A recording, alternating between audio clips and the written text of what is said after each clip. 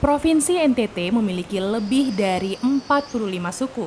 Beberapa di antara adalah suku Rote, suku Alor, suku Sabu, suku Lama Lohot, suku Manggarai, suku Bajawa, suku Bakifan, dan suku lainnya.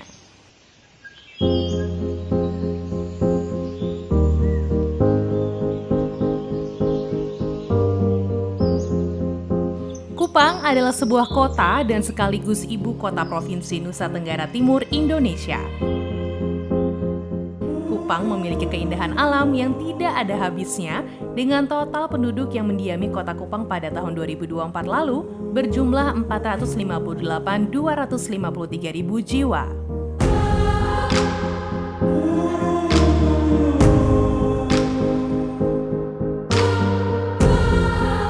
Atambua adalah ibu kota Kabupaten Belu di Provinsi Nusa Tenggara Timur. Kota yang terletak di daerah Timur Barat ini merupakan salah satu pusat penampungan pengungsi dari Timur Timur pada tahun 1999. Secara geografis, Provinsi Nusa Tenggara Timur berbatasan langsung dengan negara lain yaitu Timor Leste dan Australia.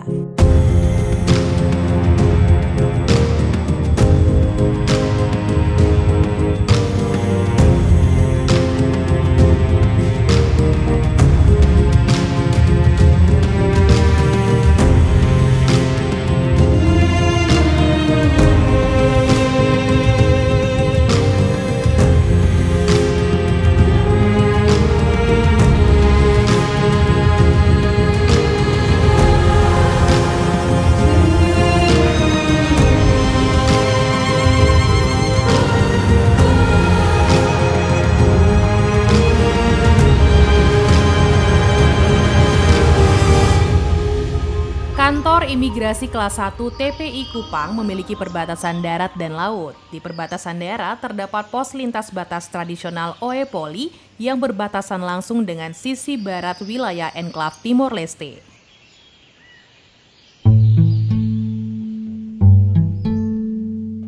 Daerah ini berada di tepi pantai, sehingga kurang lebih bisa 8 jam atau 9 jam untuk sampai di Oepoli. Memang ada jalan yang singkat melalui Kabupaten Kupang, tapi itu jalannya sangat jelek, rusak. Apalagi kalau kita tempuh dengan pada saat musim hujan, itu punya tantangan tersendiri karena terkadang terjadi banjir.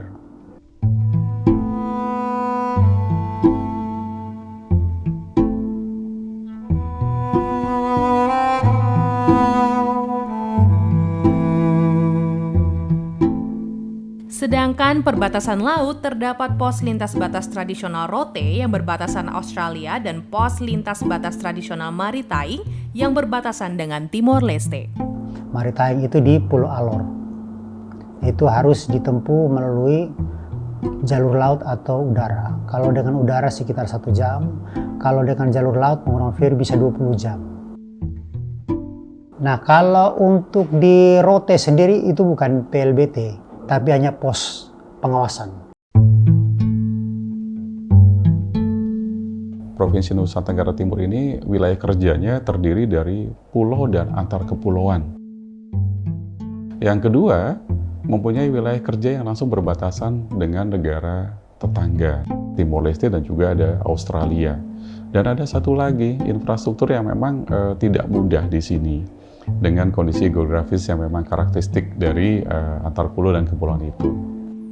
Kantor Imigrasi Kelas 2 TPI Atambua juga membawahi 9 tempat pemeriksaan imigrasi. Di sisi timur terdapat 6 pos imigrasi dengan jalur perlintasan utama di pos lintas batas negara Mota Ain dan pos lintas batas tradisional Turis Kain.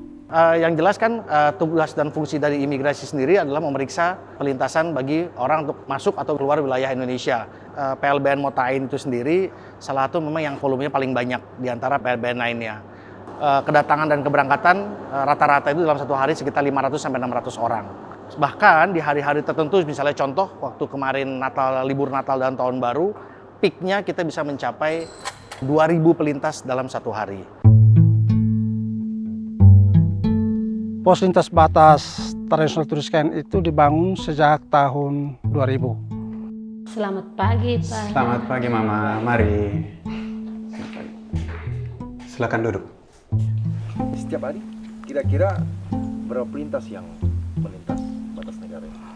Dalam sehari untuk hari Senin sampai hari Kamis, perlintasan itu antara 10 sampai 15 orang. Sedangkan hari Jumat, itu pelintas itu bisa 30 sampai 40 orang karena mereka akan mengikuti kegiatan pasar yang ada di Maliana.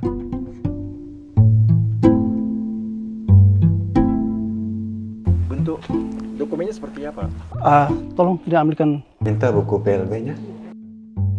Ya, ada bentuk seperti paspor. Ini pas lintas batas Republik Indonesia. Ini yang digunakan oleh pelintas untuk melintas ke Timor Leste. Tujuan kemana, Bapak? Tujuan ke orang meninggal. Bapak saya meninggal Di mana itu, Bapak? di Hauba. Oh, berapa lama rencana nanti, Bapak? Mungkin 7 hari. 7 hari ya? Ya. Oke, baik. Sudah, Mama? Terima kasih. Iya, hati-hati di jalan. Ya. Salam keluarga. Biasanya paling lama berapa hari? Maksimal selama 10 hari mereka boleh berada di Timor Leste. Jadi tidak semua penduduk Timor Leste ada penduduk Indonesia diberikan pas lintas. Karena itu hanya digunakan untuk perlintasan tradisional, hanya untuk digunakan untuk keperluan adat, kemudian untuk perdagangan pasar tradisional, ya. Jadi hanya untuk sekitar masyarakat perbatasan. Dari sini perbatasan lintasnya di mana? Perbatasan kita langsung di kali. Dia sekitar 100 meter dari pos kita arah ke perbatasan.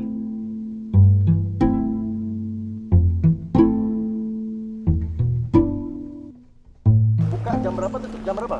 Start mulai dari jam 8, terakhir sampai pukul 16.00.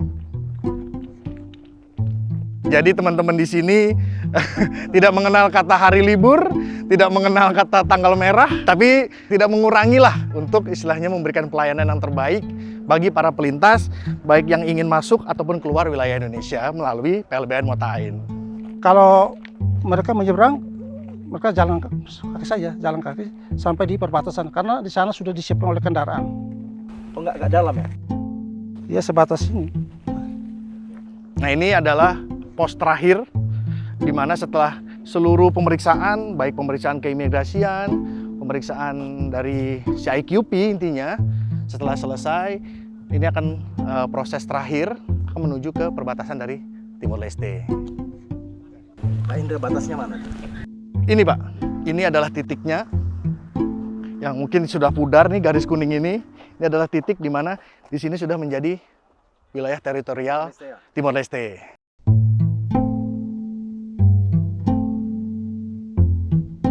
Nah, mereka jalan melalui sungai ini, Pak? Ya, mereka melewati sungai ini. Dan setelah melewati sungai ini, mereka akan sampai di perbatasan yang ada di Timor Leste. Jarak dari batas sungai ini ke pos itu sekitar 500 meter.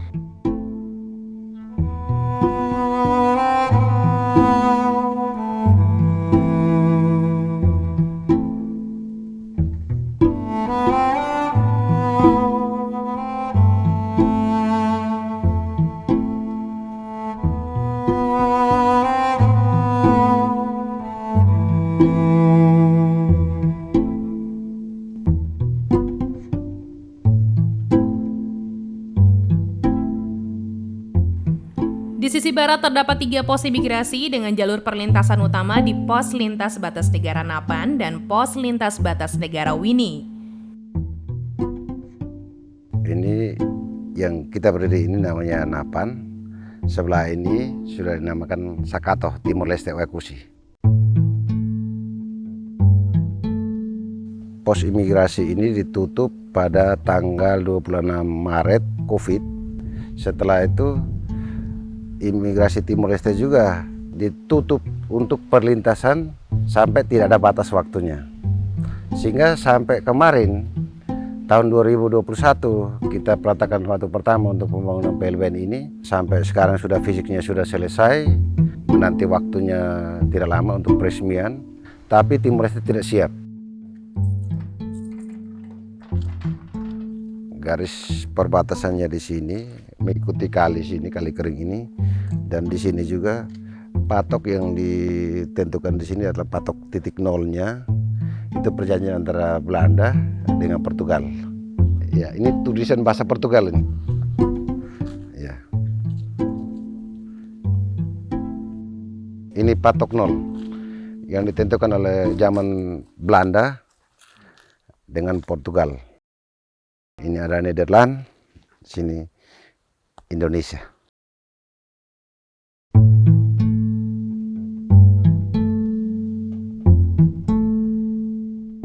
Di sini adalah pos Wini Indonesia dan di sebelah sana adalah pos Sakato Timor Leste.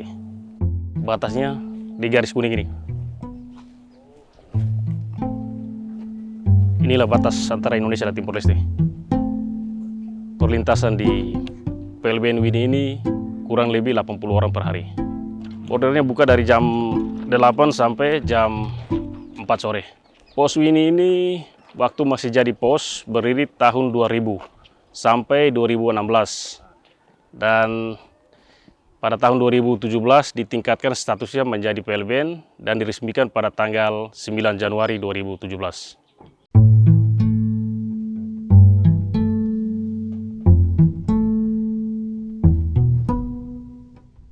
Ya, mari.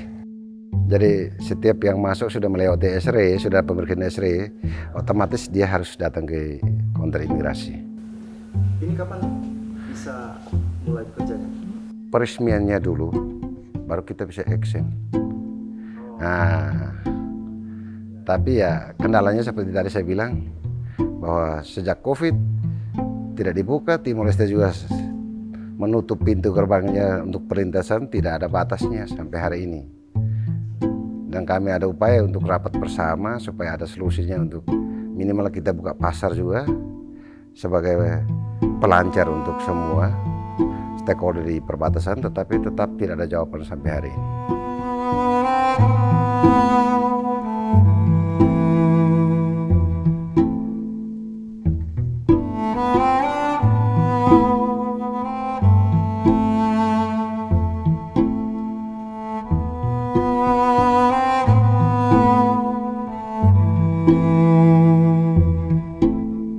Ini adalah gedung baru yang diresmikan oleh Pak Presiden Joko Widodo pada tanggal 9 Januari 2017 dan di sana adalah tempat pemeriksaan dokumen keimigrasian. Selamat siang. Selamat siang, Pak. Tujuannya kemana ini, Pak? Kebetulan kemarin dari Dili lewat Boda ke Oikusi. Sekarang satu harinya di Oikusi kembali ke Dili lagi. Kembali ke Dili. Bawa kendaraan, Pak? Bawa kendaraan dalam rangka tugas. Dalam rangka tugas. Ini mau langsung ke Dili atau Enggak, ke Dili nginap? langsung. Ini enggak. Enggak nginap di Atambua? Paling singgah makan aja. Oh, singgah makan. Baik, Pak. Terima kasih, Pak. Yuk, sama-sama.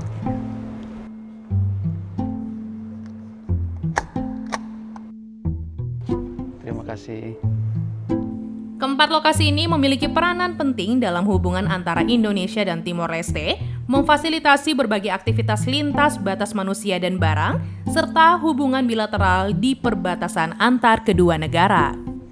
Untuk meningkatkan peran dan fungsi keimigrasian, pos-pos imigrasi tersebut membutuhkan revitalisasi, terutama pos-pos tradisional seperti pos lintas batas tradisional Turis Kain. Kita sedang menyiapkan pokja perbatasan untuk kita tingkatkan fasilitas dan prasarananya, juga perencanaan dalam 2 tahun ke depan. Kita lengkapi sarana dan prasarananya, kemudian juga anggotanya, ya, agar memang kita juga bisa meningkatkan kinerja khususnya di pos perbatasan tradisional.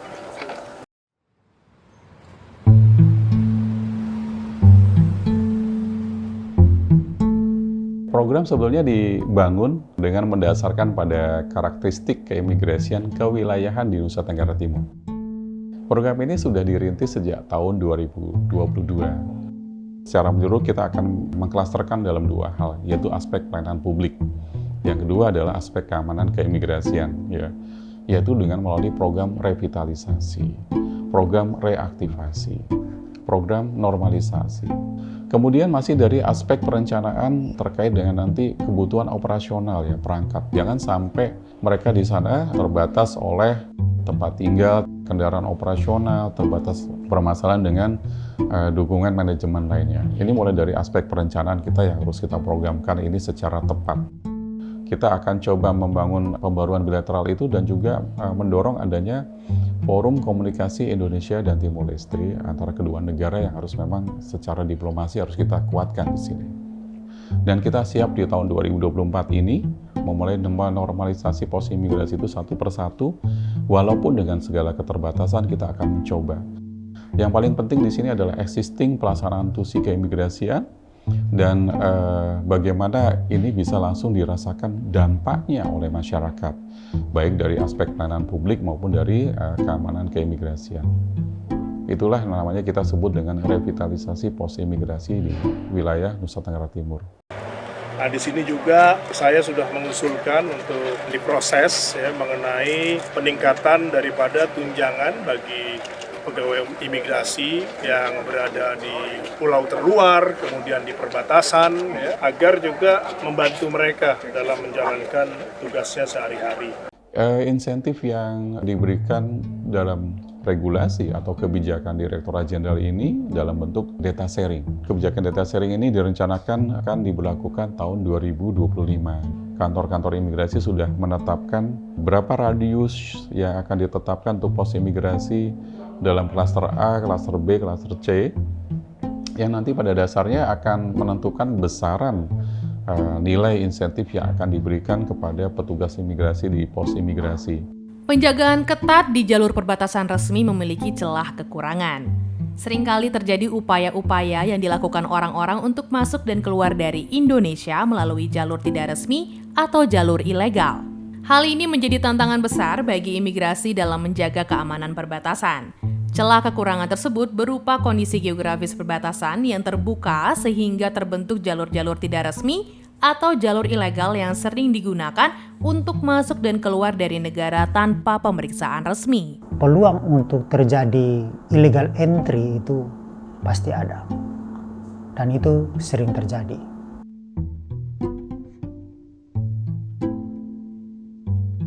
Ini adalah batas antara Indonesia dan Timor Leste. Batasnya cuma ini, kali ini. Timor Leste mana itu? Timor Leste sana ya.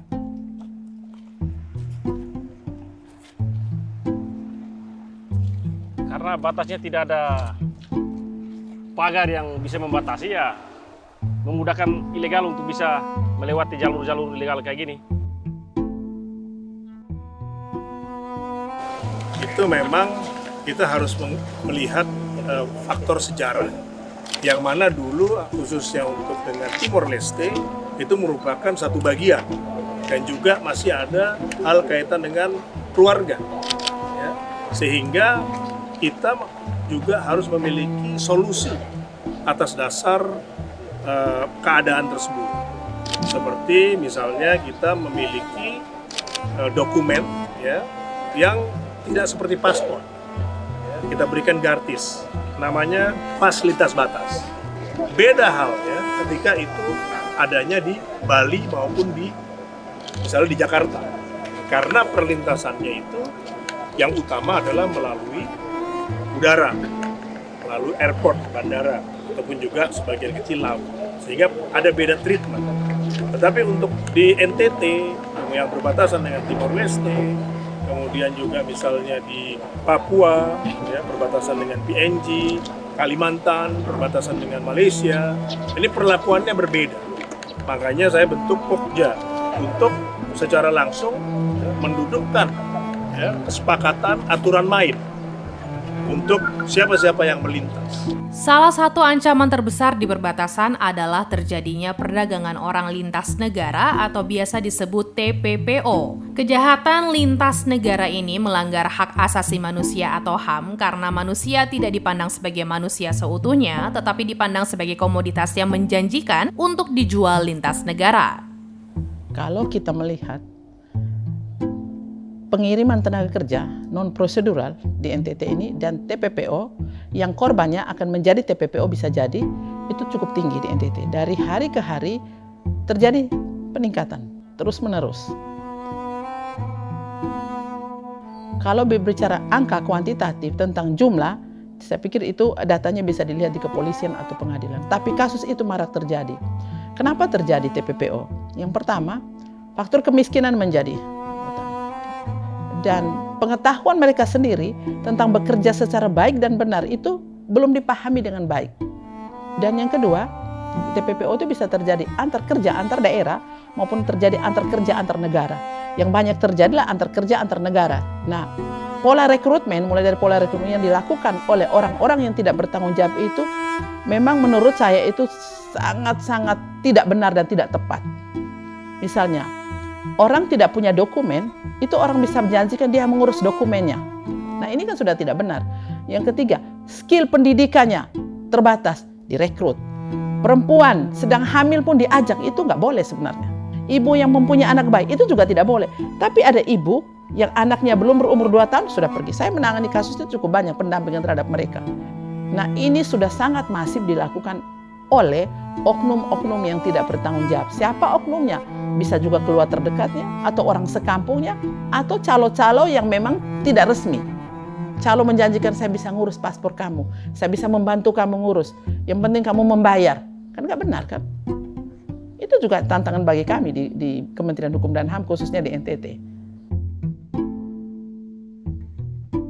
Kaitan dengan TPPO, ya tentunya di sini ada satu program desa binaan, karena NTT juga merupakan salah satu kantong pekerja migran, ya, dan ini kita ingin pastikan bahwa calon pekerja migran itu memahami hal-hal yang kiranya akan menjadi satu permasalahan di kemudian hari karena ketidakpahaman, ketidaktahuan. Nah, upaya yang kami lakukan saat ini adalah desa binaan imigrasi. Desa binaan imigrasi sendiri itu tidak bisa hanya dilaksanakan oleh jajaran imigrasi. Harus ada dukungan stakeholder lainnya. Oleh karenanya untuk di NTT kami akan mulai coba dengan pemerintah daerah. Yang akan kami kembangkan adalah bagaimana desa sadar hukum yang sudah ada legitimasinya melalui SK Gubernur, SK Bupati, SK Menteri Hukum dan HAM, itu kita kembangkan menjadi desa binaan imigrasi. Desa harus berperan. Selama ini orang keluar, ya jalan-jalan aja. Mereka menganggap bekerja itu hak. Jadi kepala desa rata-rata tidak tahu di masyarakatnya keluar. Begitu ada kasus baru kebingungan kan kita.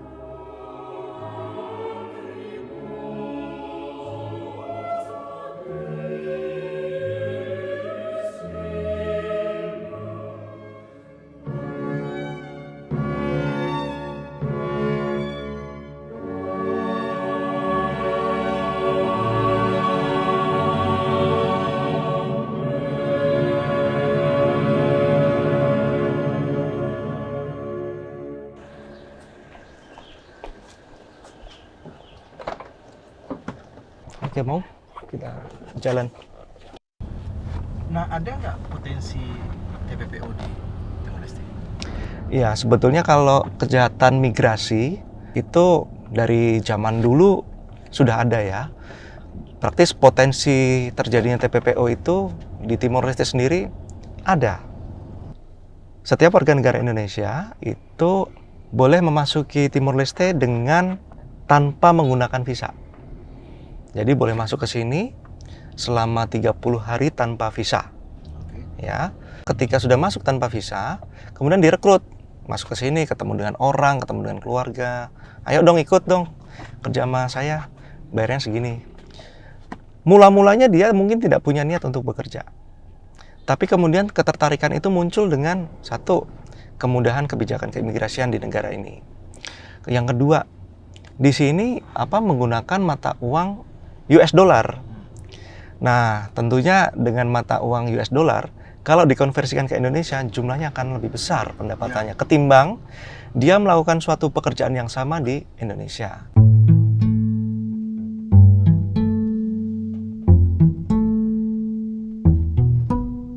Saya awal mula mau ke Timor Leste itu kan dapat telepon dari teman saya yang menawarkan pekerjaan ke Timor Leste. Kita berangkat 4 orang dulu.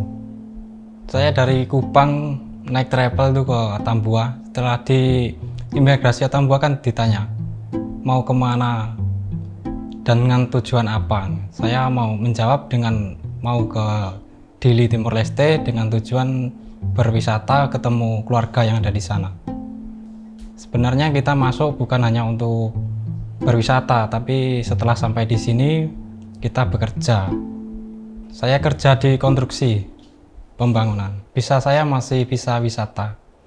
Pertama kali tuh ke Timor Leste aku tahun 2022 ya. Pada saat di Timor Leste itu, karena tujuan saya memang bukan bekerja, hanya liburan, jadi saya mengalir aja. Setelah beberapa bulan kemudian, aku dikenalin sama salah satu seseorang yang punya salon. Nah, akhirnya aku ikut kerja ke dia. Tapi saya memakai visa turis pada saat itu. Masuk Timor Leste awal 2016. Statusnya liburan, tapi sampai di sini bekerja. Tapi statusnya pakai visa turis. Iya. Terus karena melihat potensi di sini kan pakai uang dolar ke rupiah kan tinggi. Jadi dibandingkan kerja buruh di Indonesia ke sini tuh jauh gitu. Kita dari awal memang ditawarin sebagai entertainment dan memang langsung bekerja di salah satu tempat di Timor Leste ini. Dan visanya masih visa turis? Ya, masih visa turis. Sampai sekarang? Sampai sekarang. Selama kurang lebih 5 tahun saya kerja, saya juga pulang pergi, kayak pulang ke Medan untuk beberapa bulan dan balik lagi ke Timor Leste, dan setiap bulannya harus chop ke Motain, keluar dan masuk lagi lewat perbatasan Motain dan Batu Gede. Dulu sebelum menjadi negara Timor Leste, di sini Timor saya masuk tahun 97. Ketika itu saya ikut kakak saya, dan ketika terjadi referendum tahun 99, saya balik lagi ke Indonesia, terus balik lagi ke Timor Leste setelah menjadi negara, yaitu tahun 2000 akhir menjelang tahun 2001 saya kembali lagi ke Timor Leste. Saya di sini mendirikan komunitas yaitu PIJAR, Paguyuban Indonesia Jawa Rantau. Karena di Timor Leste ini banyak sekali teman-teman kita WNI yaitu dari Jawa. Jadi kita dirikan ini untuk mengakomodasi teman-teman yang ada di sini apabila terjadi sesuatu masalah. Di sini tuh kami sering ada kayak razia begitu. Itu sih sebenarnya yang ngebuat kami tuh juga gentar gitu. Itu yang permasalahan biasa, tapi permasalahan yang agak pelik biasanya sakit ataupun meninggal. Ini yang jadi masalah. Nah, Mas Marno bekerja di sini? Saya ada perusahaan di sini di bidang supply, konstruksi, general supply lah. Visa saya visa permit per 2 tahun sekali, perpanjang. Ini adalah permit tinggal. Kalau ngurus visa kerja itu menurutku sedikit sulit ya, karena ada beberapa temanku juga yang udah lama di sini, itu mereka ada pernah ngurus visa kerja, cuman kayak tertunda gitu loh. Padahal berkas mereka tuh semua sudah lengkap, tapi tertunda sampai sekarang. Nggak tahu apa alasannya. Aku mau menyampaikan gini aja sih, kalau memang kita mau mencari uang di negara orang, harus yang benar-benar resmi begitu. Harus resmi, harus ada visa kerja, harus ada yang nge-backup di antara perusahaan itu juga, biar aman gitu.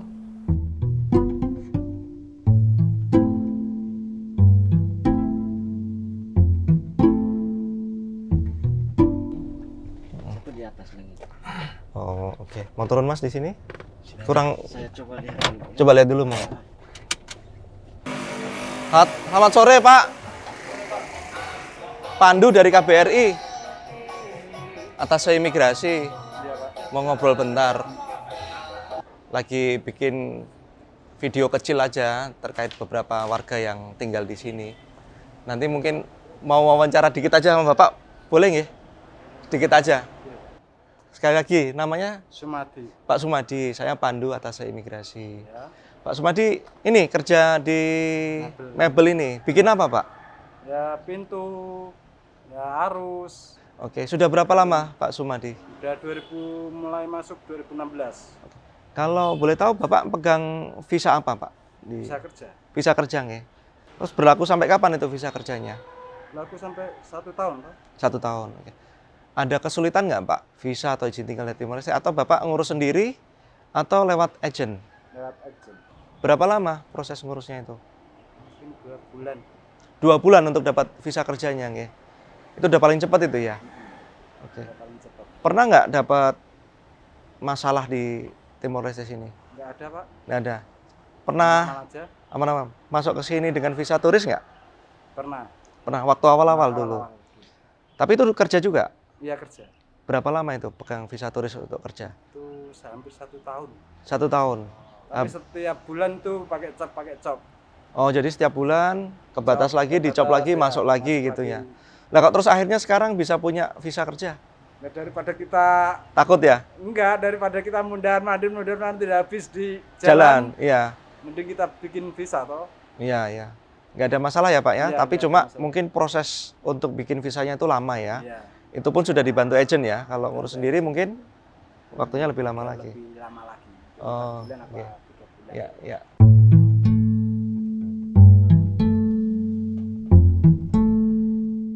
Nah, untungnya yang kita wawancara tadi Pak Samidi dari Jepara tadi, tukang furniture tadi itu, dia sadar, oh nggak bener nih, nggak bener karena tenaga gue capek, duit gue habis, mendingan gue ngurus visa kerja. Fakta lagi, ternyata visa kerja yang dia urus ini cukup lama. Nah, makanya kalau misalnya pekerjaan-pekerjaan kecil, misalnya memperbaiki toilet, memperbaiki kamar mandi, ngecat rumah itu kan nggak berbulan-bulan. Nah, ini menjadi daya tarik tersendiri nih. Pekerjaannya singkat, ngapain saya ngurus izin tinggal yang lama? Izin kerja. Prosesnya kan juga cukup relatif lama. Nanti izin kerjanya belum terbit, kerjaan saya udah selesai. Kan gitu. Nah, kalau sudah begitu nanti kita akan jadi bermasalah dan repot sendiri. Syukur-syukur kalau kemudian kita tidak dideportasi dan ditangkal dari negara itu. Tolong berhati-hati sekali. Kalau memang ada pertanyaan terkait dengan pekerjaan, kalau sudah dari Timor Leste boleh menghubungi kantor KBRI Dili, atau menghubungi atasé imigrasi, atau menghubungi konsuler, atau kalau masih berada di Indonesia, tolong hubungin kantor-kantor imigrasi terdekat, ya, untuk memperoleh informasi yang jelas, termasuk juga menghubungi meminta informasi dari kantor dinas ketenagakerjaan setempat.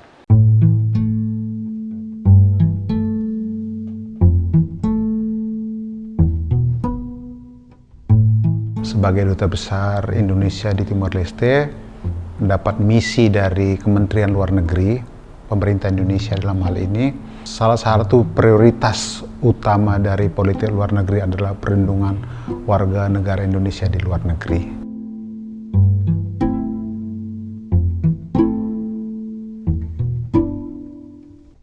Dalam hal ini, kita ketahui bahwa isu TPPO khususnya di kawasan Asia Tenggara itu sudah mulai bergulir sekitar 2 tahun terakhir ini.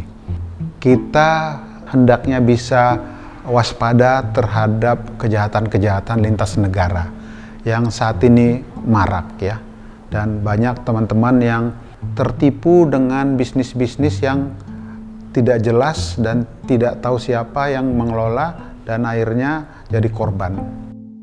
Dengan imigrasi setempat kita biasanya melakukan pertukaran data. Jadi informasi teman-teman yang masuk ke sini, yang keluar, dan juga teman-teman imigrasi yang di Indonesia side-nya. Sisi Indonesia juga kita berkoordinasi pertukaran data. Siapa-siapa yang keluar masuk, kapan dan berapa lama, dan kita lihat track record-nya. Kebetulan memang di sini kan ada atasé imigrasi. Jadi kita koordinasinya lebih cepat tentunya.